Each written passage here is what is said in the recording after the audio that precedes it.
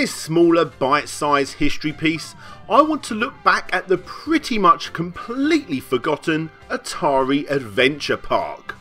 This is a Marriott hotel. No doubt wherever you live in the world, you've seen one of these.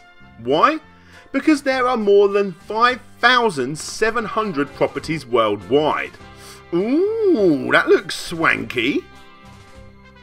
Anyway, before there was Marriott International, there was Marriott Corporation, a tiny little company by comparison that was a lot more focused on food, glorious food.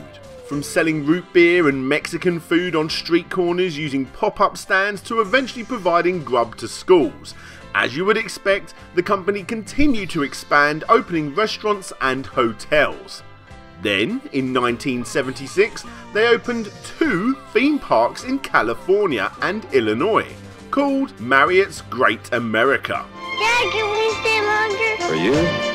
Sure. Great America. It's for every age. It was at these corny as hell looking retro parks, yes, the same ones that eventually got Pac-Man Land that I mentioned in this video, that in 1982 was the very first location to feature the Atari Video Adventure.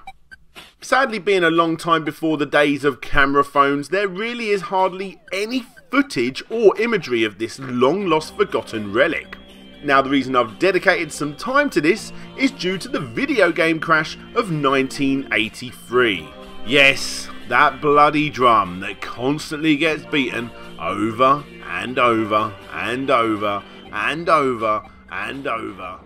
However, during this time, nobody seems to talk about this landmark in gaming, where Atari, according to many, were the culprits of the crash. And this shows that they really did try and push themselves into the line of sight of, well, everyone. Atari wanted to become more than your standard video game publisher. It wanted to become a household name, a brand that everybody would recognise and everybody would associate with quality and fun. Technology to fit into your everyday life.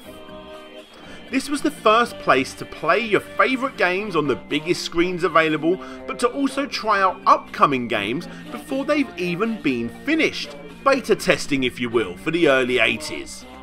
But on top of all this great gaming goodness, you can get interactive with pretty much everything. Illuminated tunnels pump out different sound effects depending on what part of the coloured wall you press. There is computer simulated artwork for guests to play with, and you can even see your very own shadow on the side of walls in awesome Atari pixelated quality. And of course, you got this.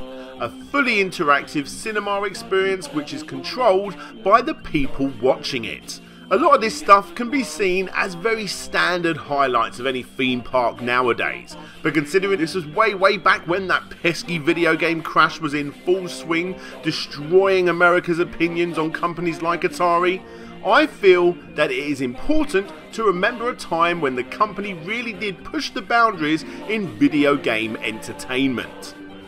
Sadly, the suggested 48 amusement game centres never actually happened, and only a few spaces of different shapes and sizes popped up, including this little hut at a Disneyland hotel that led guests down to a mini version of those bigger locations. This, in my opinion, is a great piece of forgotten Atari history. Just look at this closing statement taken from the Atari Age magazine from July 1983. This dramatic demonstration of the computer potential to create extraordinary sights and sounds will long be remembered by anyone lucky enough to visit the Atari Video Adventure at Great America. Hey there guys, it's the part of the video where I say thanks to everyone for watching, including my patrons, with a special shout out going to Ted Kimmel, Ryan Burford, Ian A. Chapman, Phil Lowlins, James Loveridge, Team Not Crash, Casey Garner, Blitz Hedgie, Ben Hall, Taylor Almond, Andrew Monaghan and Tiago Piera dos Santos Silva.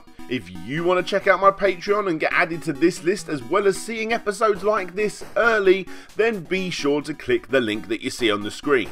Don't forget to subscribe, and if you want to check out any more complete history or random history videos, then those links are there too. But for now, this is DJ Slope signing out, and hopefully I'll see you all next time.